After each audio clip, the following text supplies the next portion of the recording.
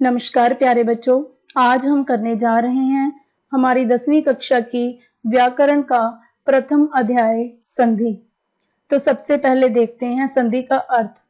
संधि का शाब्दिक अर्थ है मेल जोल। आप लोगों ने इस शब्द का ज्यादातर प्रयोग सामाजिक शिक्षा में सुना होगा।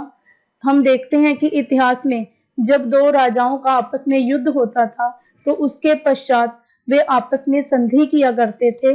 मेलजोल बढ़ाने के लिए कुछ शर्तें निर्धारित किया करते थे। इसी प्रकार हिंदी भाषा में जब एक शब्द की अंतिम ध्वनि का दूसरे शब्द की आरंभिक ध्वनि से मेल होता है तो एक नई ध्वनि जन्म लेती है, जिसे संधि कहा जाता है। आइए एक उदाहरण देखें। समय और अभाव के जोड़ से एक नई ध्वनि बन गई है, समयाभाव। अगर ध्यान से देखें तो जो हमारा पहला शब्द है समय, उसका अंतिम वर्ण य है, जिसमें स्वर अ की मात्रा निहित है। इसी तरह दूसरा शब्द है अभाव, जिसका प्रारंभिक वर्ण है अ। और अ का मेल होने से एक नई ध्वनि आ पैदा हो रही है, यही संधि है। तो आइए संधि के कुछ अन्य उदाहरण देखें। जैसे पर और उपकार के जोड़ से नया शब्द बना है परोपकार। इसको अगर ध्यान से देखें तो पर के अंतिम वर्ण में अ निहित है, जिसका उ के साथ मेल होने से ओ की नई ध्वनि बन गई है। आगे चलते हैं। जैसे मुनि प्लस ईश, इससे क्या बना मुनीश। मुनि में छोटे ई की मात्रा है और ईश में बड़े ई की। छोटी ई और बड़ी ई का मेल होने से जो नई ध्वनि बनी है वो बड़ी ई बनी है, मुनीश। आगे देखिए, सदा प्लस एव इज इक्वल टू सदैव। इसमें आ का वर्ण है, आ का स्वर है, जिसकी ए के साथ मेल होने से ए को ए हो गया है। सदा प्लस एव सदैव। आगे चलते हैं। विद्या प्लस आलय विद्यालय। इसमें आ के साथ मेल होने से आ ही रह गया है, विद्यालय। तो इन उदाहरणों को ध्यान से देखने से हमें पता चलता है कि संधि की परिभाषा क्या लिखेंगे हम। जब दो ध्वनियां आपस में मिलती हैं तब वे एक नया रूप ग्रहण करती हैं। इस प्रक्रिया को, इस परिवर्तन की इस प्रक्रिया को संधि कहते हैं। प्यारे बच्चों, अब हम करेंगे संधि विच्छेद। संधि के अध्याय में अगर हम संधि विच्छेद न करें तो हमारा अध्ययन अधूरा माना जाएगा, क्योंकि परीक्षा में संधि तथा संधि विच्छेद दोनों से संबंधित प्रश्न हमें पूछे जाते हैं। तो आइए विच्छेद का शाब्दिक अर्थ देखते हैं। विच्छेद का अर्थ है छेद करना, हटाना या तोड़ना। ध्वनियों के मेल से कुछ नियमों के तहत उनमें जो संधि हुई थी, नियमों को हटाकर पुनः पहली अवस्था में आना संधि विच्छेद कहलाता है।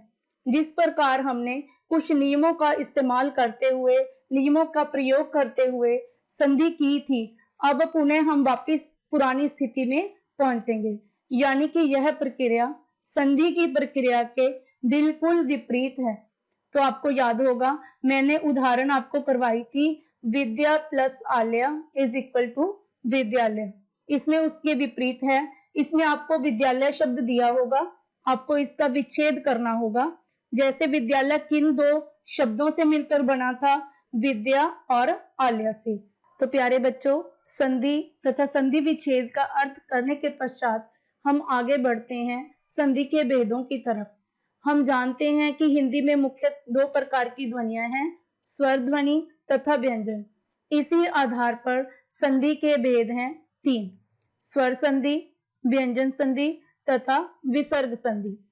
आइए सबसे पहले स्वर संधि देखते हैं।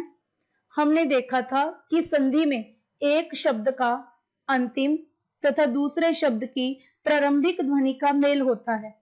तो इस स्वर संधि में दोनों ही ध्वनियां स्वर होंगी। जब दो स्वर ध्वनियां आपस में मेल खाती हैं, आपस में मेल करती हैं, तो उनमें आने वाला परिवर्तन स्वर संधि कहलाता है। इसमें पहले शब्द की अंतिम तथा दूसरे शब्द की प्रारंभिक ध्वनि दोनों ही स्वर होती हैं।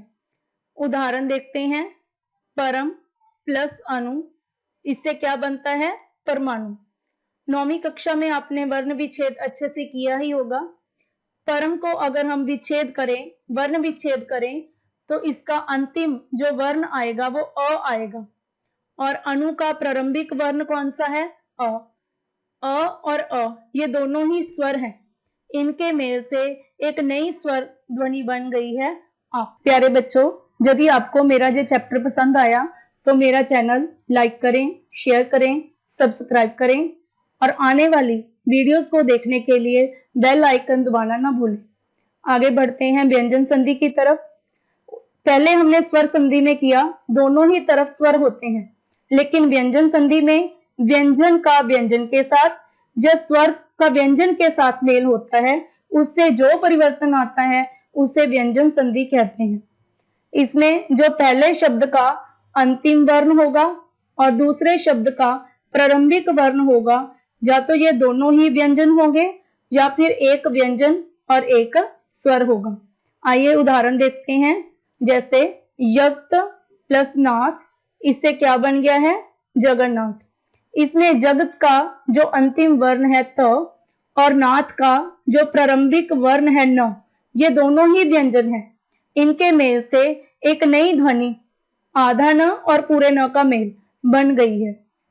आगे बढ़ते हैं विसर्ग संधि की तरफ। विसर्ग, जिसका चिन्ह ऊपर और नीचे दो बिंदियां हैं, इसका प्रयोग ज्यादातर संस्कृत के शब्दों को लिखने के लिए किया जाता है। विसर्ग का स्वर अथवा व्यंजन, चाहे विसर्ग का स्वर के साथ हो, चाहे विसर्ग का व्यंजन के साथ मेल हो, तो उसमें पैदा होने वाला परिवर्तन विसर्ग संधि कहलाता है। उदाहरण के तौर पर हम देखेंगे, विसर्ग नि का धन के साथ मेल होने से निर्धन बन गया है, एक नई ध्वनि बन गई है ध्र। इसी प्रकार नि का आशा के साथ मेल होने से नई ध्वनि बन गई है निराशा।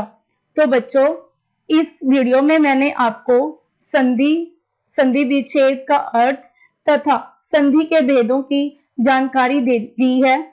आगे की वीडियोस में मैं आपको संधि के भेद कराऊंगी। धन्यवाद।